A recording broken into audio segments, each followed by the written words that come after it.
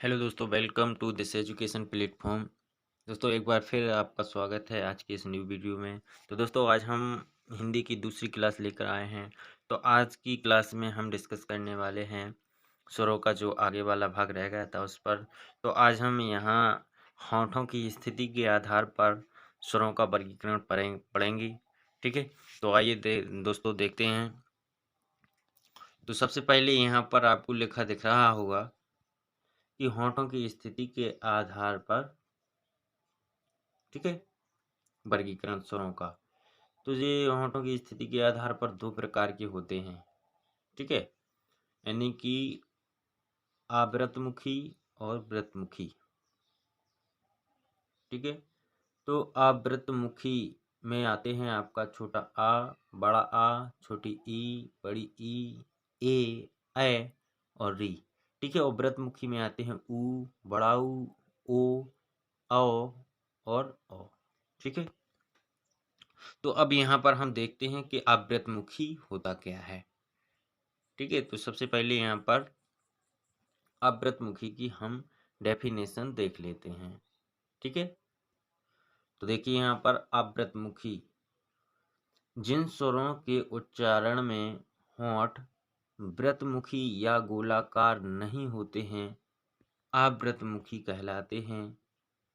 ठीक है, जैसे जैसे कि हम बोलें छोटा आ बोलें तो हमारा जो होंठ हैं वो गोलाकार स्थिति में नहीं होते हैं। ठीक है, इसलिए यह आवृतमुखी हैं।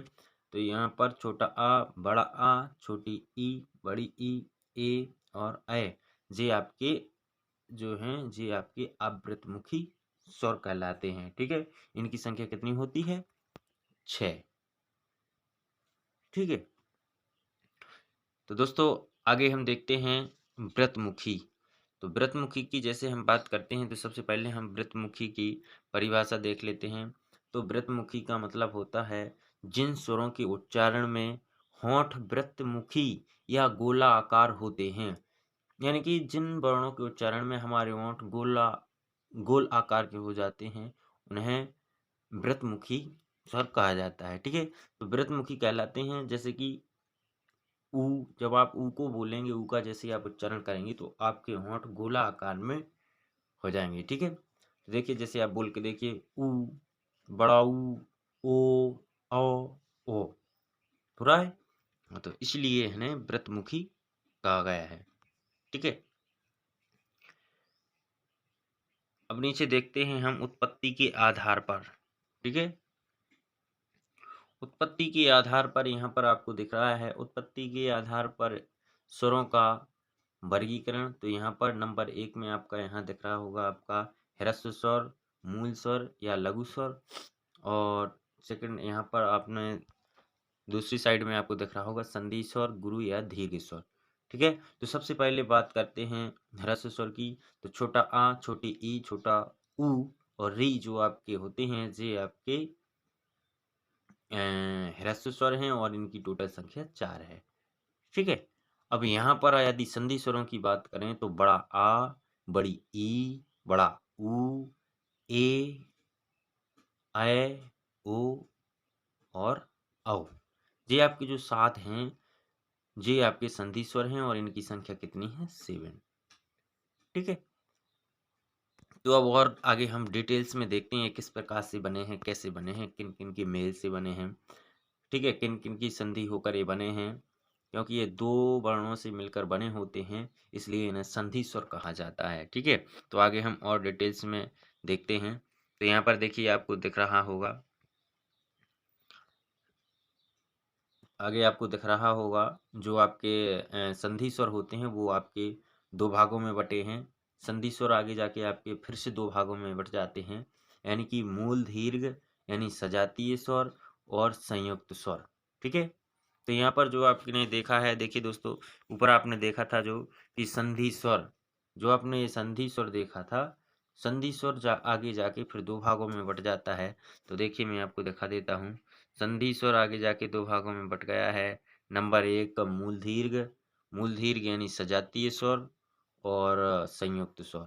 ठीक है, तो सजातीय स्वर यानी कि सजातीय स्वर इन्हें इसलिए कहा जाता है कि ये समान जाति के स्वरों से मिलकर बने हैं, ठीक है, इसलिए इन्हें सजातीय स्वर कहा जाता है। और मूल दीर्घ यानी कि जो मूल दीर्घ है, इन्हीं को मूल दीर्घ भी कहा जाता है, ठीक है। और समान जाति के स्वरों से मिलने के कारण इनकी उत्पत्ति हुई है, इसलिए इन्हें सजातीय स्वर कहा जाता है, ठीक है। तो आपके जो मूल दीर्घ हैं वो आपके 3 होते हैं, बड़ा आ, बड़ी ई और बड़ा ऊ, ठीक है। इनकी भी संख्या आपकी कितनी है? 3 है। मूल दीर्घ स्वरों की संख्या आपकी 3 है। अब हम देखते हैं संयुक्त स्वर। तो संयुक्त स्वर यहाँ पर आपके ए, ऐ, ओ और औ, यानी कि 4 आपके जो हैं वो आपके संयुक्त स्वर हैं, और वो आपके संधि से बने हैं, यानी कि दो वर्णों की संधि से आपके यहाँ पर ये बने हैं। तो यहाँ पर आप देखिए, छोटा आ प्लस छोटी ई मिलकर आपका ए बना है, ठीक है। इसीलिए 2 वर्णों से मिलकर बना है, इसीलिए इसे संयुक्त स्वर कहा जाता है। देखिए, छोटा आ प्लस छोटी ई बराबर ए, और ए प्लस आ बराबर ऐ, और छोटा आ प्लस ऊ बराबर आपका ओ बना है, और ओ प्लस आ बराबर आपका औ बना है, ठीक है। इस प्रकार से इस संधि के द्वारा जो आपके स्वर बनते हैं, इन्हें संधि स्वर कहा जाता है या संयुक्त स्वर कहा जाता है, ठीक है। अब हम थोड़ा सा यहाँ पर बात करते हैं कि मूल स्वर 4 होते हैं, छोटा आ, छोटे ई, छोटा ऊ और री। इसको आप विशेष ध्यान में रखेंगे, ठीक है। अब हम आगे देखते हैं। तो नीचे देखिए, आप यहाँ पर आपको दिख रहा होगा कि जो स्वर मूल स्वर के आपस में जुड़ने से बनते हैं, उन्हें संधि स्वर अथवा गुरु दीर्घ स्वर कहते हैं, ठीक है। जो स्वर मूल स्वर के आपस में जुड़ने से बनते हैं, उन्हें संधि स्वर कहते हैं, ठीक है। सीधी सी बात, ये 2 प्रकार के होते हैं, यानी कि मूल दीर्घ यानी सजातीय स्वर और संयुक्त स्वर, ठीक है। और मूल दीर्घ जो स्वर हैं आपके वो 4 हैं, और संधि स्वर आपके 7 होते हैं, यानी कि टोटल मिलाकर के यहाँ पर आपके कितने हो जाते हैं? यहाँ पर आपके 11 हो जाते हैं, ठीक है। तो टोटल स्वरों की संख्या यहाँ पर आपकी 11 है, ठीक है।